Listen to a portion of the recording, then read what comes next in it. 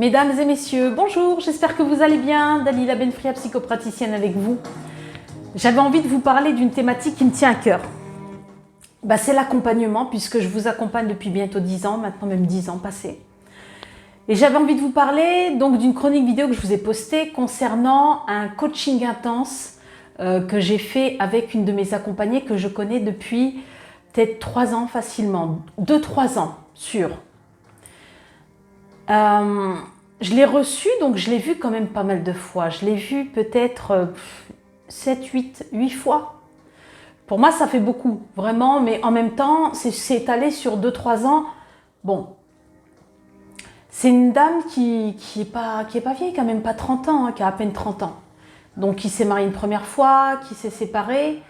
Et puis, elle a une relation particulière avec la nourriture, elle a une relation particulière avec son corps, elle a une relation particulière avec les hommes, elle a une relation particulière avec l'image qu'elle a d'elle-même.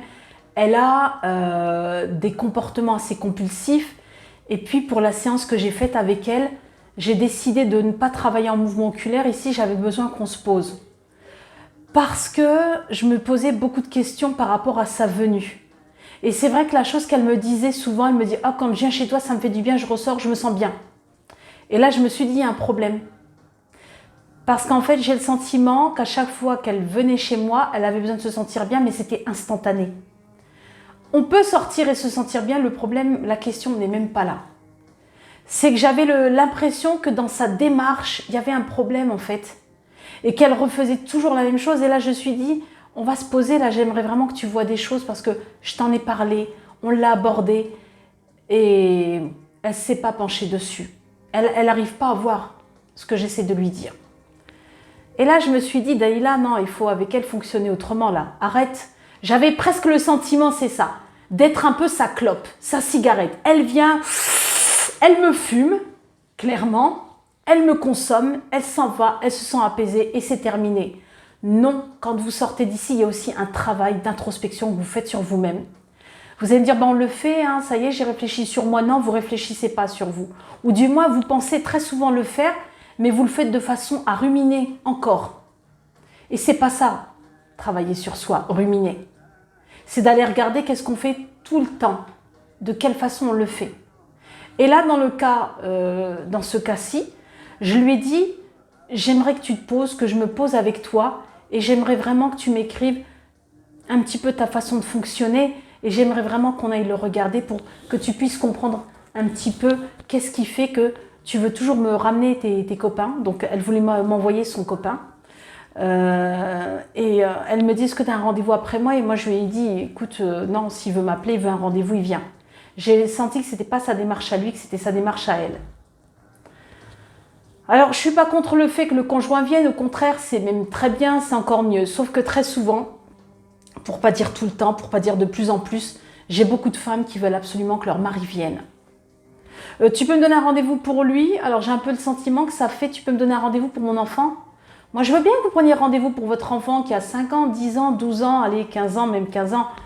Bon, on le ramène parce qu'il est mineur, mais dans tous les cas, il va falloir moi que je m'assure avec lui qu'il ait envie de revenir et que ce ne soit pas juste la demande du parent. Sinon, on a un problème et ça ne sert à rien parce qu'il ne s'implique pas plus que ça et puis il ne va pas s'investir dans son travail personnel. Et là, donc, dans le cas de mon accompagné, là, je lui dis, écoute, et puis bon, on travaille et puis on fait la séance. Et puis je la sens frustrée, je lui dis, je te sens frustrée, là je me trompe. Elle me dit, non, je suis vraiment frustrée, Dalila. Je dis, qu'est-ce qu'il y a? Elle me dit, moi je m'attendais à ce que tu fasses une séance en mouvement oculaire comme on fait d'habitude. Je dis, j'en ai marre moi de te faire une séance comme on fait d'habitude parce que j'ai l'impression que tu viens juste consommer. Tu consommes tout dans ta vie, tu consommes les gens, tu consommes ta thérapeute, tu me consommes. Moi ça me fatigue. Et là ça me fatigue et je lui dis, écoute, c'est plus possible. Je te donnerai plus ce que tu veux. Tu sais, c'est comme un camé. Il veut sa dose de drogue, mais c'est tout. Il veut juste se sentir planer sur le moment. Et ça, tu ne peux pas que te sentir planer sur le moment. C'est que la réalité, elle te rattrape. Donc après, elle me dit, ouais, mais bon, elle me parle un peu de sa relation. Moi, je l'ai croisé rapidement, son homme, dans sa salle d'attente. Mais je dis, dans tous les cas, tu n'arriveras jamais à te poser avec un homme. Le problème, c'est pas lui, c'est toi. Pourtant, je l'ai vu, on a fait du travail, mais on voit que ce qu'on a envie de voir, attention, hein. Et là, je lui ai dit non. Elle me dit, bah ouais, je ressens qu'en fait, bah oui, t'as pas eu ton shoot avec moi aujourd'hui. Par contre, je t'ai donné, tu peux même pas t'imaginer toutes les pépites que tu as là pour pouvoir travailler sur toi. Pour pouvoir arrêter de consommer ta vie, consommer ton argent, consommer tout ce que tu fais, tout ce que tu vis. T'en as marre de toi. Forcément, tu te jettes sur la bouffe, c'est normal parce que t'en as marre. Mais j'arrête pas de te montrer comment. Mais t'as pas envie de prendre ces solutions que je te propose parce que c'est du travail sur toi à faire aussi. Et donc, c'est vrai que quand vous voulez faire bouger les gens autour de vous, arrêtez. Très sincèrement, parfois, il faut arrêter de contrôler. Je sais que c'est dur. On cherche tous à contrôler. C'est normal. Nous sommes des êtres de contrôle. Nous sommes des êtres rationnels. Nous sommes des êtres qui voulons que ça aille bien.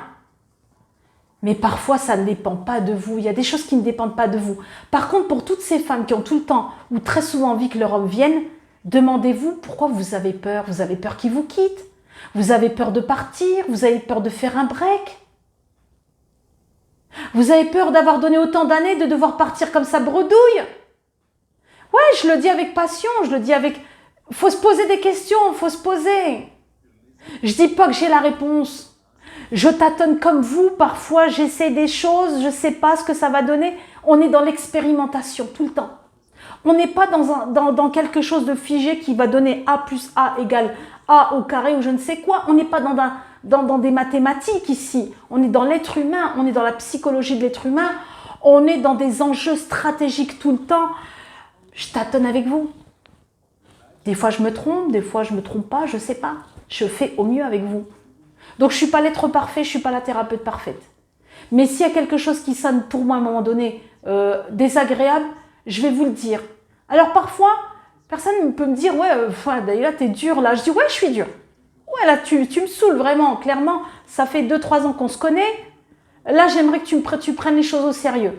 Là, je trouve que tu te relâches. Ok, on passe un moment génial, mais je veux que tu avances là. Parce que moi, je me sens un peu clairement inutile. Parce que je sens que je te suis plus utile en fait. J'ai l'impression que c'est plus à mon niveau que ça se joue, mais c'est vraiment qu'au tien, déjà tout le temps, qu'à ton niveau. Mais je sens qu'il faut que tu ailles regarder quelque chose que tu vois pas. Donc là, moi, je suis en train de le voir et je suis en train de me dire « Hey, il y a un truc qui va pas là. C'est pas bon. Faut qu'on revoie les choses. » Je vous fais une deuxième chronique tout de suite. Merci de me suivre, merci de liker, merci de partager. Prenez soin de vous, Daniela Benfria, psychopraticienne en région parisienne. Bye bye.